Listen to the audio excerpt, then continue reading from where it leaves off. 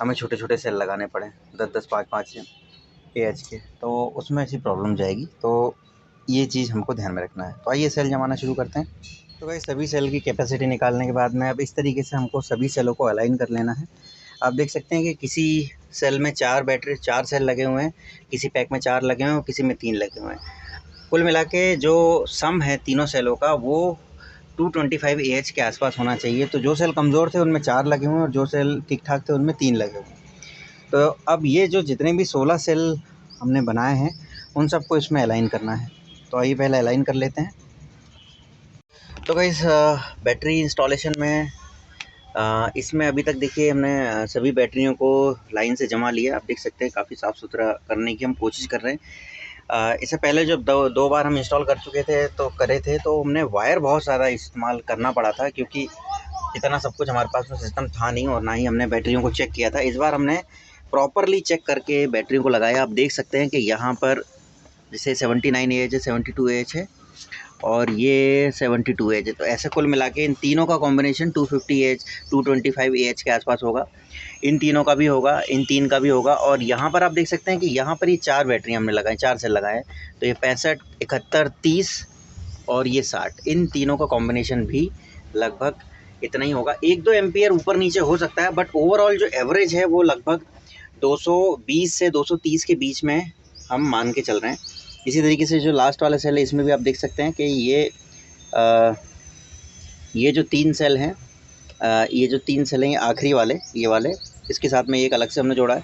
ऐसे इसमें ये जो सेल है, ये 2 यहाँ लगे हुए हैं और इन 2 को हमने ऐसे जोड़ा है क्योंकि प्रॉपर स्पेस इसमें हो नहीं पा रहा था। अब आइए एक बार वोल्टेज चेक कर लेते हैं। क्यूमुलेटिव वोल्टेज हमें यहाँ से देखिए, यहाँ से यहाँ तक तो जुड़ गया है। अब यहाँ से एक हमको इसमें जोड़ना है।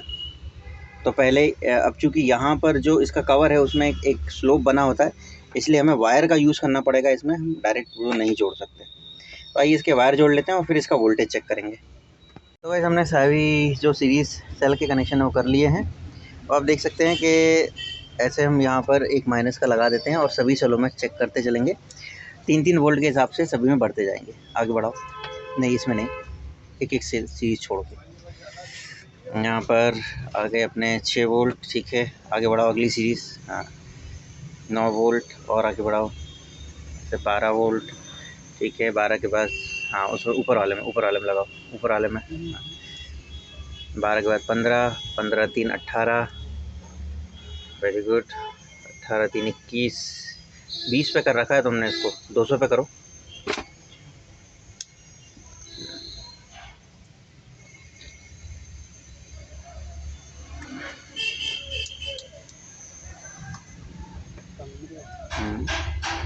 ये 21 के बाद में अगला 24,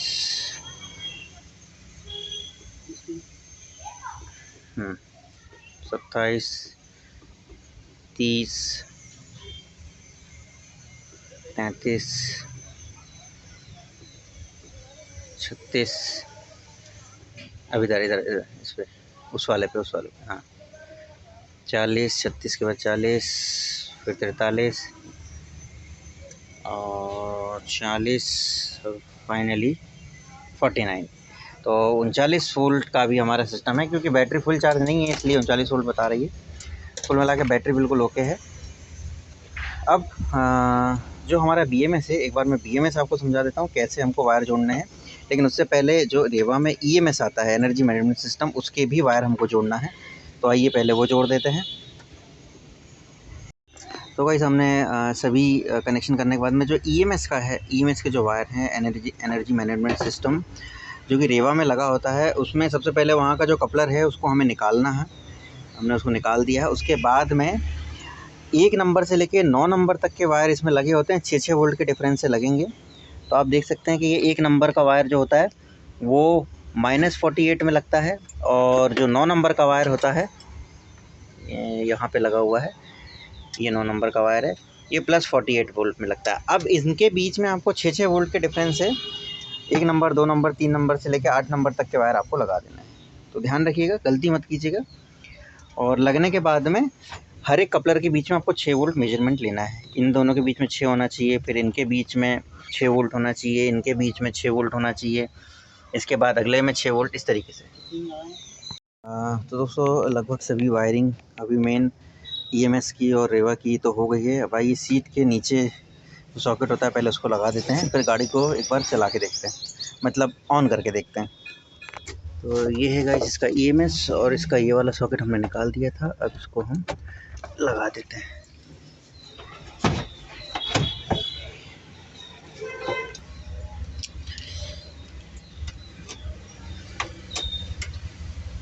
तो यहाँ पर आप देख सकते हैं गाइस 49.1 वोल्ट के आसपास आ रहा है। पूरा जो इसका ओरिजिनल एसओसी है वो भी काम कर रहा है। देखिए ये तो फुल ही बताएगा लगता है, थोड़ा सा कम बता रहा है फुल से। अच्छी बात है क्योंकि हमने ईएमएस को अभी तक मेंटेन करके रखा है, इस वजह से ये काम कर रहा है। बाकी सारी चीज़ें ऑन हो गई हैं, हॉर्न वगैरह सब चालू है, लोअर भी ऑन है, सारी चीज़ें ऑन हो गई है। अब आइए जो बीएमएस है उसका कनेक्शन करते हैं। हमारे पास में ये है बीएमएस, स्मार्ट बीएमएस, और ये है इसका configuration. Battery management system smart LPF 16S 60 ampere का है। अब आप सोचेंगे कि भाई इसमें जो तो हमें 200 एम्पियर की ज़रूरत पड़ती है, तो ये 60 एम्पियर का क्या सेंस है।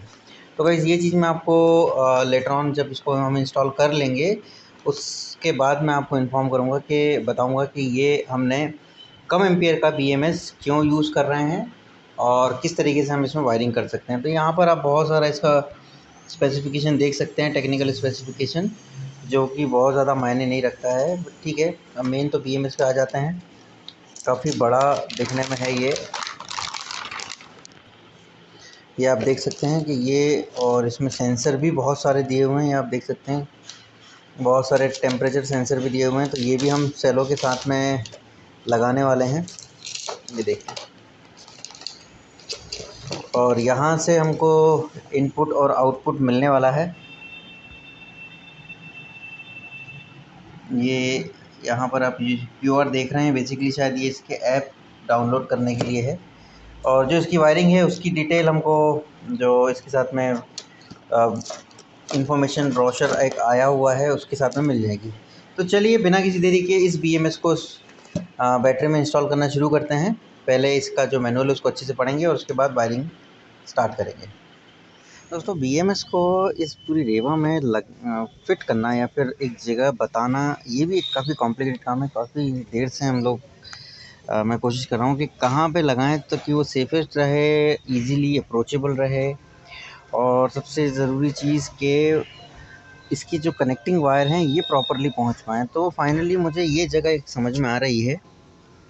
आप देख सकते हैं ये बैटरी के बिल्कुल बीचों बीच में, यहाँ पर हम डबल साइडेड टेप से इसको चिपकाएंगे दो तरफ से, और यहाँ बीच में कुछ इस टाइप के जो कुशन वाले टुकड़े हैं वो लगा देंगे, जिससे कि इसका जो इंसुलेशन है वो भी ऑब्स्ट्रैक्ट नहीं होगा और ये पास के पास में भी रहेगा। और सीधी सी बात है कि ये जो थर्मोस्टेट के जो वायर हैं, थर्मोमीटर के जो वायर है, वो भी हम कुछ एक सेल के बीचों बीच में लगा पाएंगे।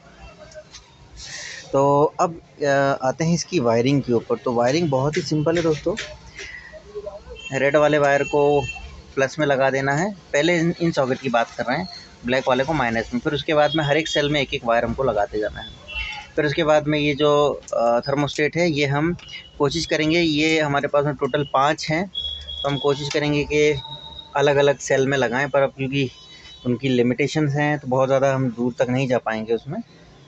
तो चलिए हाँ लगा के फाइनल कर लेते हैं इसको, फिर बाकी डिटेल मैं आपको बताऊंगा कि अब फिर इसके जो वायर के जो आउटपुट हैं उनके कनेक्शन हमें कैसे देना है और कहाँ पे देना है। तो गाइस यहाँ पर बीएमएस की वायरिंग स्टार्ट करने से पहले मैं कुछ चीज़ें आपको बता देता हूँ, बस वो चीज़ आपको थोड़ा ध्यान में रखनी है और फॉलो करना है, क्योंकि एट द एंड मैं आपको कंक्लूड करके बताऊँगा कि ये 60 एम्पियर का बीएमएस का यूज़ आप एक स्मार्ट तरीके से वो कौन सी मेथड है जिसमें आप रेवा को ऑपरेट करने के लिए कर सकते हैं, जबकि जो ड्रेन करंट है वो कई बार 200 एम्पियर तक भी पहुंच जाएगा। तो अभी हम यहाँ पर इसको लगा देते हैं चाबी को। ये आप देखिए 48 के आसपास 48 वोल्ट है यहाँ पे। और अगर मैं इसको ऑन करूँ तो ये भी ऑन हो रहा है। लेकिन बात ये है कि अच्छा ये चार्जर का मेन है, चार्जिंग ऑन करने के लिए है, लेकिन अभी शायद मेन जो लाइट है वो ऑन नहीं हो रही है, क्योंकि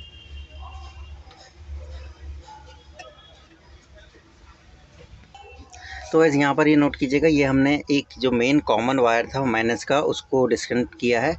और उसके बाद में यहाँ पे जो इसकी लाइट है ये बहुत अच्छे से नहीं चल रही है, लेकिन जैसे ही माइनस कनेक्ट करते हैं तो इसकी डैश लाइट, हॉर्न वगैरह सारी चीज़ें चलने लगती हैं।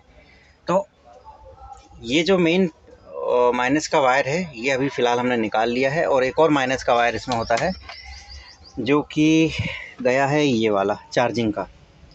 तो ये वाला वायर भी हमको निकाल देना है यहाँ से, और इन दोनों वायरों को जोड़ना है और इनको लगाना है हमें BMS के आउटपुट के P- वाले वायर से, यहाँ से। अभी फ़िलहाल इतना ध्यान रखिएगा, ये करना है हमको। उससे ये होगा कि जैसे ही हमारा BMS आउटपुट देना बंद करेगा, मतलब बैटरी ड्रेन लेवल पे पहुँचेगी, गाड़ी की जो मेन हेडलाइट वगैरह है या ये सब चीज़ें जो हैं ये काम करना बंद कर देगी, लेकिन गाड़ी आपकी चलती रहेगी। तो वो एक प्राइमरी इंडिकेशन होगा कि अब जो है बैटरी डाउन हो रही है। तो यहाँ पर हम इसका इस तरीके से यूज़ करेंगे। और वैसे भी बैटरी में मेन जो प्रॉब्लम होती है वो चार्जिंग की वजह से होती है, डिस्चार्ज की वजह से नहीं। डिस्चार्ज तो आपकी बैटरियाँ हमेशा ही बैलेंस तरीके से होती हैं, केवल चार्जिंग के टाइम पे हमको बैलेंस तरीके से चार्ज करना होता है। जो बैटरी कम है उसको ज़्यादा वोल्टेज से चार्ज करना होता है, जो ज़्यादा है उसको कम से करना पड़ता है। तो बेसिकली BMS का यही काम होता है। तो हम इस BMS का यूज़ करने वाले हैं केवल चार्जिंग के लिए। डिस्चार्ज के लिए हमने डायरेक्ट सेल से ड्रेन वायर लिए हुए हैं, और जो डिस्चार्ज वायर आउटपुट जो मिला है हमको BMS से, उसका यूज़ हम करने वाले हैं केवल DC टू DC कन्वर्टर को ऑपरेट करने के लिए। तो चलिए अब वायरिंग शुरू करते हैं। तो इस काफ़ी देर के काम के बाद में और बारीक सोच समझ, बारीक नज़र, सब चीज़ों को ध्यान में रखते हुए अब जो BMS के वायर थे, ये आप देख सकते हैं 3 सॉकेट थे इनके। इन तीनों सॉकेट के जो बैलेंसिंग वाले वायर थे वो हमने सभी में लगा दिए हैं। एक बार चेक कर लेते हैं सभी में। देखिए यहाँ माइनस का लगा हुआ है, फिर 1 नंबर, 2 नंबर, 3 नंबर, 4 नंबर, 4 के बाद में 5 नंबर, फिर 6 नंबर, 7 नंबर, उसके बाद 8 के बाद में ब्लू वाला 9, फिर ये ब्लू वाला 9 के बाद में ये ब्राउन वाला 10, फिर येलो वाला 11, फिर उसके बाद में यहाँ पर आ गया ये ऑरेंज वाला 13, फिर ये ऑरेंज वाला 14, फिर ये 15, उसके बाद में 16, फाइनली 17। कुल मिला के 16S सीरीज़ में 17 वायर होते हैं, वो हमने अब लगा लिए हैं। अब प्रिकॉशनरी हम एक बार इसका जो मैनुअल है उसमें उसको रीड आउट करते हैं और फिर कनेक्शन करते हैं।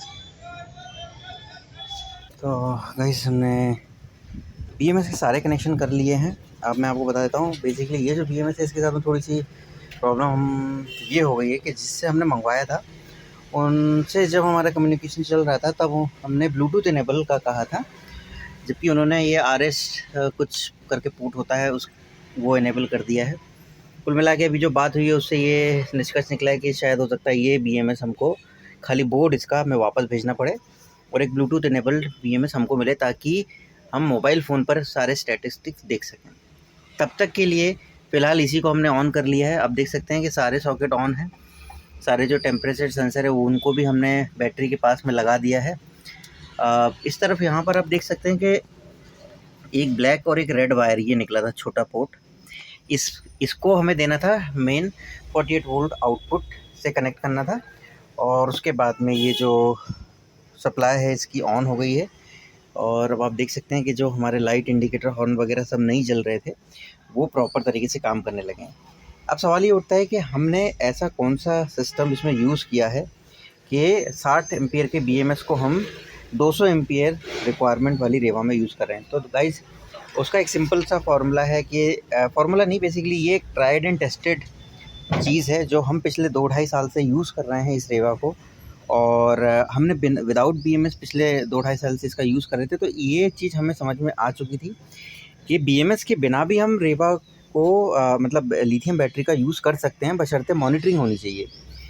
मॉनिटरिंग के चलते हमने 2-3 बार बीच इन 2-3 सालों के गैप में 2-3 बार हमने बैटरियों को बैलेंस किया, लगाया, फिर से किया।